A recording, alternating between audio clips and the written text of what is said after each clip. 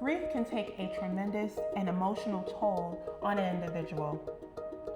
In the midst of pain, many people focus on supporting others, keeping everything under control, managing responsibilities, all while trying to survive each day. But caring for ourselves emotionally, mentally, and spiritually is an essential part of the healing process. Today, we're honored to have someone who can tell us even more about that. President and CEO, Annette March Grier, with us from Roberta's house. Hi, Annette. Hello. Thank you for joining us today. I'm glad to be here. So excited to have you here. And we want you to share with us a bit about yourself and also about Roberta's house and how Roberta's house actually helps its clients and participants to move forward in the journey of healing after loss. Can you tell us a bit about Roberta's house? Oh, well, Roberta's house, now approaching 20 years of service in the community, was established to meet an unaddressed need for individuals and families, for children, for adolescents who were dealing with grief and loss, and there were no resources available. It was during a time that we recognized, and when I say we, I'm speaking about the March Funeral Home staff and business that served thousands of families within Baltimore City and Baltimore County that were contending with so much grief and loss, and there were no resources available. So there was as a registered nurse, I saw firsthand the impact of how grief played that toll on our bodies, psychologically, emotionally, physically, and spiritually. And that we were suffering as a people with our grief. And there was so much harm as a result of unresolved grief or complicated grief and traumatic grief, or just people not understanding the healing process around their grief. And so Roberta's House was established to address this need and to provide what I want to call sort of psychological first aid to help people learn how to cope and readjust or adapt to life's changes. You know, we weren't taught this kind of natural course in life, because we all deal with adversities and losses throughout life, but as a culture, as human beings, we've learned to sort of just go through life the best way we know how. And so have our parents, and so have our grandparents, and generation. And it hasn't been the healthiest way, but it's the way we've learned to deal with life and life's challenges. And so this, I believe, was an opportunity to, Roberta's House was an opportunity to increase those resources around healthcare, self-care, understanding that grief is all a part of life, as much as we don't like it, as painful as it is, that it's all a part of life, and how do we manage and go through these experiences and have support to do it. Well, I'm grateful for Roberta's House offering support to thousands of individuals and families, as you said, throughout the state, and continuing to grow its reach. So we're grateful for your vision and the shared vision that you use to move forward. Tell us a bit about yourself and what connected you to this work. What allows you to understand, or what has grown you in developing and understanding grief and healing? Wow. Honestly, I'm going to say that it began in childhood. Okay. As I grew up in a funeral home, watching my parents, who were morticians in Baltimore, and this 3-story row house. I, as a child, would sit at the top of the stairwell and listen to funerals. And watch my mother and listen to an organist who was phenomenal back during those days, Reverend Virginia Wise, and the ministers preach, and I would listen to the mourning and the wailing and the crying, and I would watch my mother comfort these families and hold their hands as they were viewing their loved ones for the first time. And I do believe that there was a seed planted in me, just witnessing and watching and observing. So that's where I think it all originated. And then being in the death care industry, and seeing how we ceremonialize and ritualize our loved ones, and how important that is, and what it does to the healing process, and how important it is that we see our loved ones look beautiful or at peace, and how we celebrate the life of our loved ones. I mean, just being and growing up in this whole environment has sort of led me to where I am today. Okay. And now I'm on the other side, in the sense of, you know, what happens in the aftermath of when a death occurs. And how do people get through that? How do we get through that? And it just varies so widely how we get through that. And I think my sensitivity or my passion comes from seeing people suffer and trying to, you know, as a human being, I want to help people to suffer less. To suffer less. Well said, yeah. And I think that comes through my nursing background. It comes through just the person that I am, you know, the environment that I grew up around. All of that sort of shapes and molds me as to who I am and why I do what I do. So that has sort of been my passion. That's been my inspiration to do this work more. And it's very rewarding. It really is. As much as it's stressful on my side, because we can't help but to receive what they call secondary trauma as a care provider, you know, that transference. Yes. And it does become very taxing, even on myself. There's a reward still in it as I see other people be able to find hope in the midst of their darkness. Well, thank you for sharing. That sounds like a very purposeful start and a very weighty task ahead. You mentioned even just carrying this, even with the transference and the secondary trauma, is such a load to carry. It is. And what brings us here today is that we want to talk about the self-care portion and the necessity of it.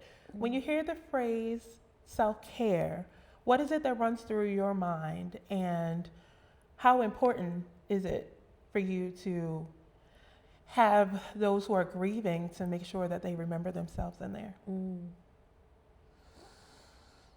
When I hear the term self-care, I think about how important it is to prioritize ourselves as much as we prioritize other people. And that's a challenge. Many of us don't know how to care for ourselves because we're always trying to care for someone else. It's a challenge even for me to make that space and make that time, because, you know, others' needs are always seem more demanding. They seem that way, yeah. They seem more demanding. And so maybe that's my perception or how I think of myself. And most people do. They put others before themselves. It's just natural. as they say, those self-care is not selfish. And we have to remind ourselves about that all the time. And I think I'm also a type A personality. Okay. And I think so it has to do a lot with your personality type too. That, you know, you, as a child growing up, I've always been project oriented, like having these projects that I've got to complete, you know. And I drive myself crazy, you know, around that. So we self-care also means stepping back for a moment and putting your actions into some priority and deciding what's important, real important, and what's not, and how is it affecting you as well. Yeah. And I still have to work on this all the time, all the time. And when it comes to people who are grieving, grief is something that over time and history we've kind of stigmatized and avoided and shunned as an experience that we shouldn't go through. Talk more As to if, okay, so we have learned to suppress feelings that society doesn't like to see. Although historically, you know, if we go back to our ancestry, the mourning process was a very normal, human, accepted, open experience. But Western civilization now tells us to hurry up and get over it. Don't show your grief. You know, don't show those tears. Don't express yourself. You know, act like everything is okay and you just move forward or move on. But that's not how we're created as human beings, really. And so along with that, self-care has been taken away or forgotten practice. Forgotten about. Yeah. Forgotten about. And life continues to have its various things that happen along. You know, I might experience a death over here, but I'm also struggling with my job. I'm struggling with raising my children. I might be struggling in my relationships.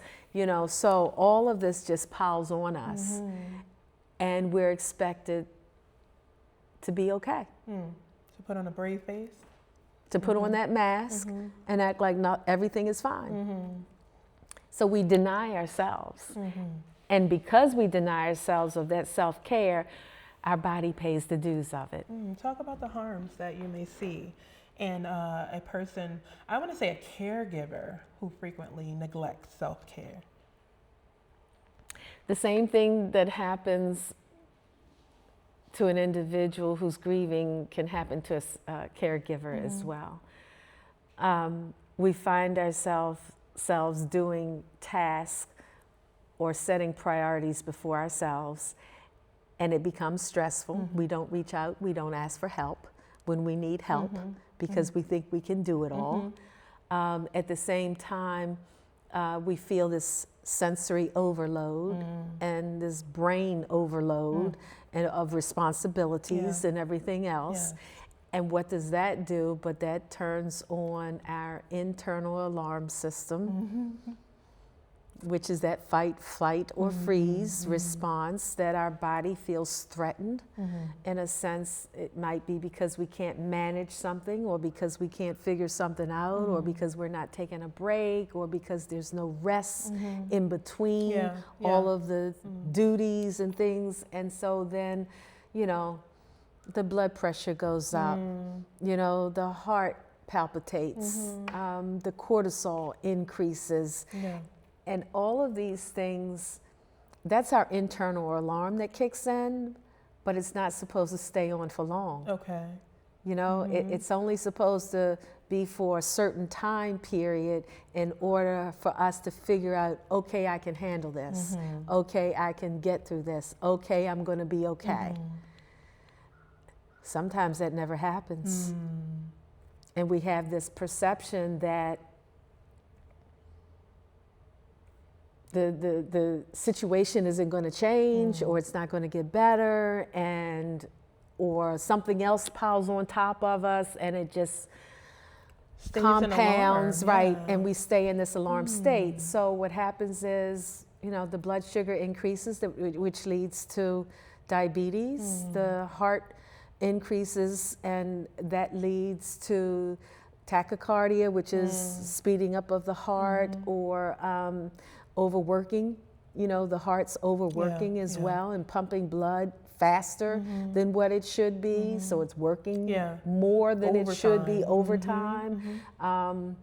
Muscle tension, blood clotting increases because our body is in this self-protective mode. It's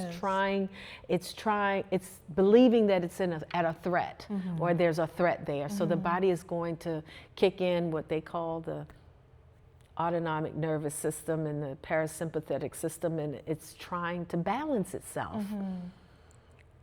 However, it can't balance unless we actively engage in calming ourselves down and believing that we are safe. So that is something we have to intentionally do in order to balance the stress that we're encountering. And sometimes we don't intentionally do that. Right. What are some tangible ways that the listener right now who may have experienced the symptoms that you just spoke about? I love that you shared that. Migraine headaches. Nursing perspective, yeah. The person right now who's listening, who sees and identifies themselves in those symptoms that you've said, and are struggling right now and trying to figure out, how can I get out of this, right? What are some tangible ways that this person can now engage in self-care and helping efforts? First and foremost, I think that it's important that we recognize that joy and happiness and peace is a part of life that we should all experience. A part of life. That we should experience. And it's not going to happen to us. We have to make it happen. We have to make it happen intentionally in order to bring this, as we say, woosah, right? Yes. We've got to intentionally do that and seek it.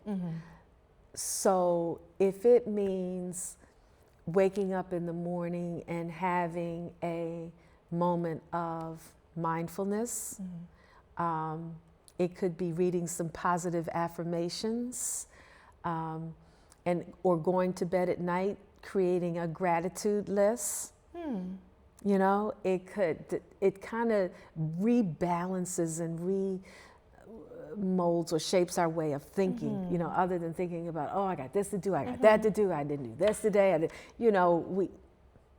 The day is going to be full of a lot of tasks that we're trying to accomplish. But we need to sometimes set that time aside to be still. The other thing, that's one tangible thing that we can do. The other one is finding things that bring you joy. Okay. Practice some of those things that bring you joy as well. So if it's watching a funny movie instead of a thriller, or some movie that is a violent movie or something that maybe a funny movie that's going to make you laugh. Laughter releases those hormones in the body too that it's called serotonin, that calms us, that makes us feel good, that balances everything out. So watching a funny movie or getting involved. Many people, there are dance classes everywhere, line dancing and all kinds of different hand dancing, classes, something that's going to give you that physical activity to exert some of that stress, as well as make you feel good and feel like you're moving and doing things. There are other things like journaling that can bring peace. Especially journaling helps kind of clear the brain and get some of these matters off of the brain that you're constantly thinking about. Other practices might be just taking a walk and enjoying nature. Some people get in a car and just drive. You know, they find their quietness there. So seeking intentional spaces to relax. Taking a vacation. Some people have never taken a trip or a vacation. I can't imagine. I can't imagine. Never. I mean, even if you can't afford to go far, go visit a friend or just, vacate somewhere. These are, this self-care, if I want to live a long, healthy life, I've got to make a priority for myself. And that's anybody who's going through this. You know, you've got to decide, because I always say this, stress is what takes us all out. The compounding stress of life and life's issues, life's challenges weigh us down. They weigh us down. And I love to interview people who are 100 years old and older, because you want to know what the secret is, what's right? the secret? What is the secret that has kept them here this long? And I'm talking about those that are 100 years old who are still up and about, moving and taking care of themselves. And you know they've been through some things in life. In that many years. Many years. And from what I have learned from the few that I have talked to, has a lot to do with attitude. Has a lot to do with attitude and how they perceive the experiences that they go through in life. And sort of a sense that, you know, nothing was so great that was going to take them down or out, even though they've had problems and deaths throughout their lives and everything else, is that they've had a sense of peace, that no matter what was happened, it was not the end of the world. And that's what we struggle with too, because we think sometimes as they say, we make a mole into a mountain. A mountain out of a molehill. Yes. And we do that, and we have to learn to balance those thoughts. Again, it goes back to our thoughts, our frame of thinking,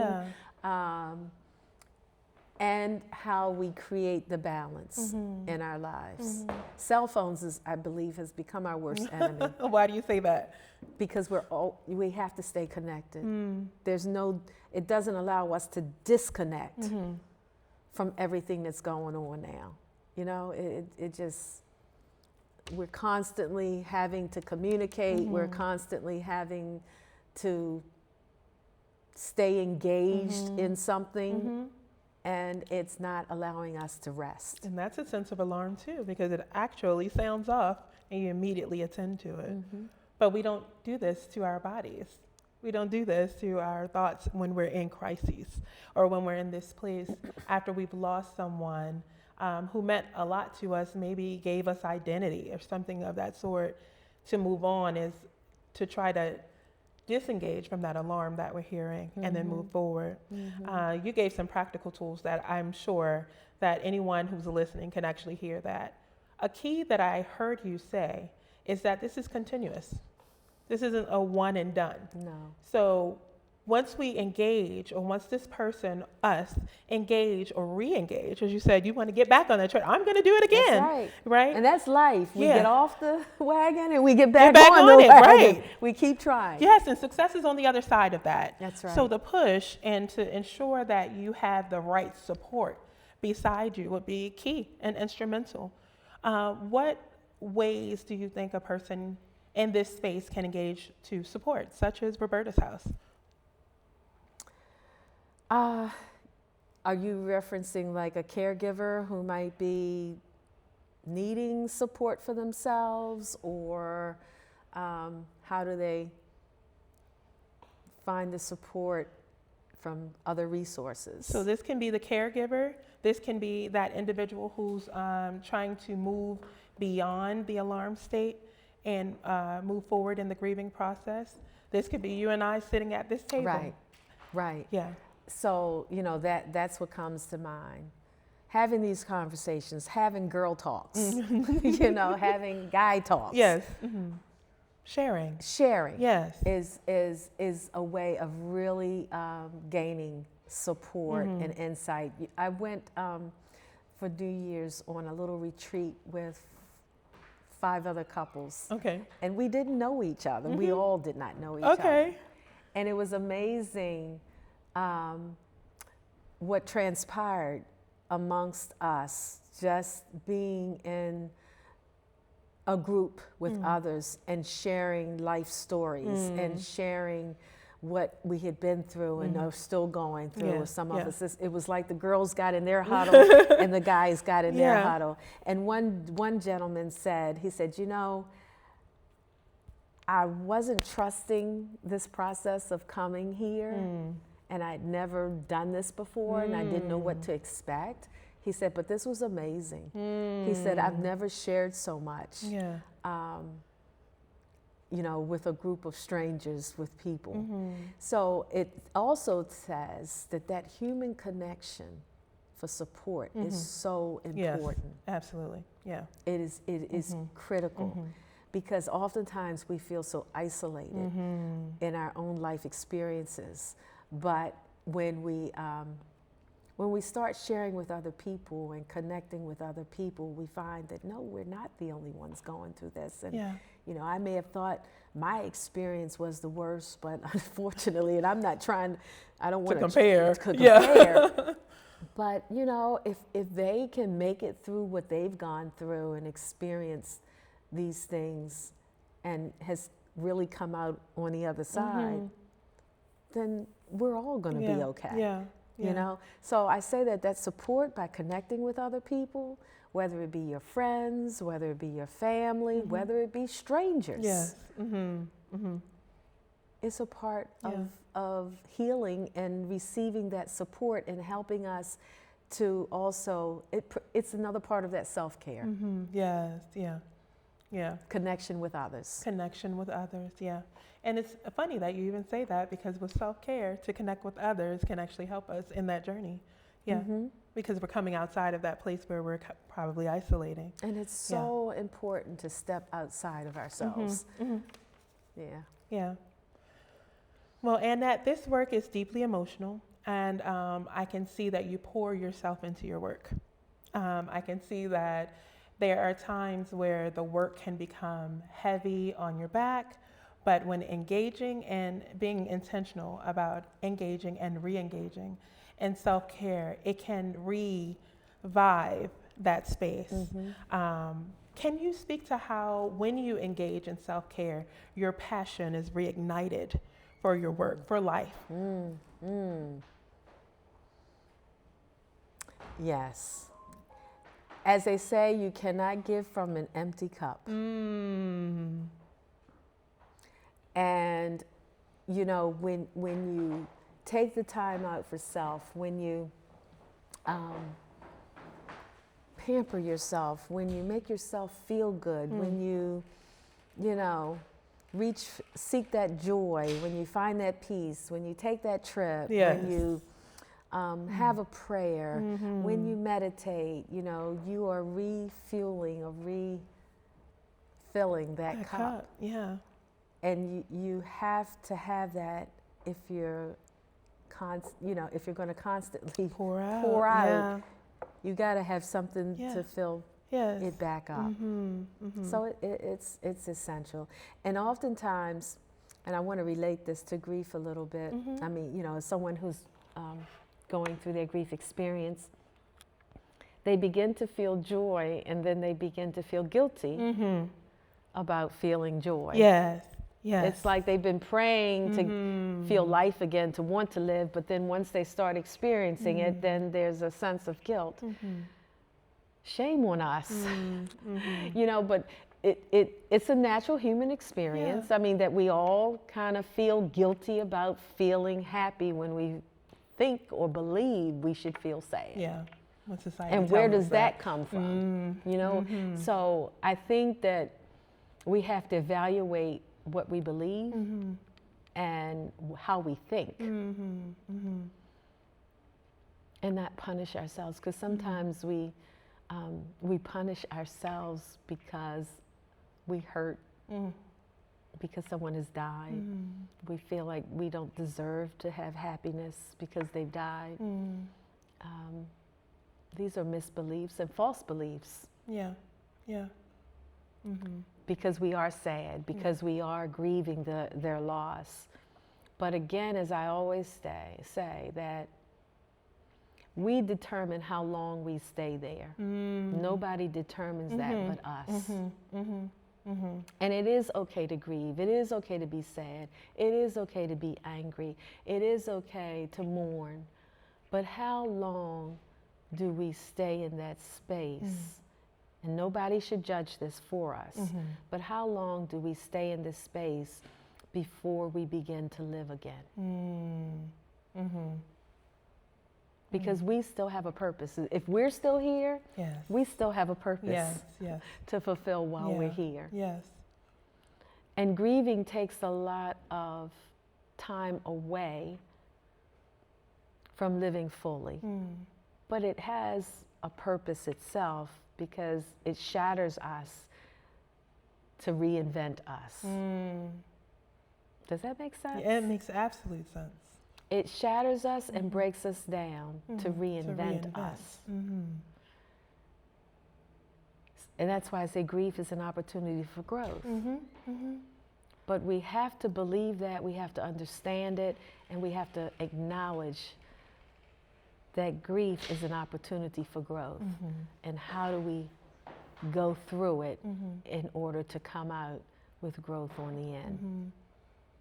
So no pain, no gain. Yeah. I always repeat what you say. Grief is work. Grief work is work. It's work. And it requires you to work. It's just like a muscle you have to build. You know, in fact, I learned something in one of my readings recently, that there's a gray matter in our brains that helps to equalize and integrate new information and knowledge. The gray matter in our brains is strengthened by such activities as talking about your life experiences, journaling, dancing, arts, things to help. It helps to increase that gray matter and strengthen that gray matter that helps us to equalize and balance our life out. So everything that we do is really connected physically, psychologically, and spiritually. Everything that we do. It's just not to be doing it for no purpose. You know what I mean? There's a reason why we do these things. We don't quite understand it all. We don't always have the knowledge as to why we're doing what we're doing. But it does, in fact, impact us physically as well. Well, thank you for sharing your wisdom and your knowledge on this topic. As we are concluding this episode, it is extremely important to be intentional. Intentional, yes. Intentional, I'm getting that from you. Intentional about self-care and re-engaging to be intentional about apprehending peace, joy, and love. If there are any last words that you want to leave with our listeners today, what would they, not last words, but final words for this episode. What would that be regarding self-care? Again, I would just like to reiterate that self-care is not selfish. Mm-hmm. You are the number one priority Mm-hmm. if you want to fulfill your purpose here on earth Yeah. and live wholly Mm-hmm. and fully. Mm-hmm. You have to be accountable to self first. Mm-hmm. Yeah. Well, you heard it here, and you heard it from Annette March Grier, our president and CEO of Roberta's House, where the grief work for grief and loss is intentional in helping individuals and families to go forward in their journey after loss. Thank you, Annette, for joining us on today. We look forward to meeting with you in a future episode. Thank you, Mona. Thank you. And for our listeners, thank you so much for staying with us for this episode. If you want to stay connected with us, anything in this message that has resonated with you, feel free to follow us on YouTube, Facebook, and Instagram. Until the next time, take good care of yourselves. Be very intentional to take good self-care of yourselves. And we'll see you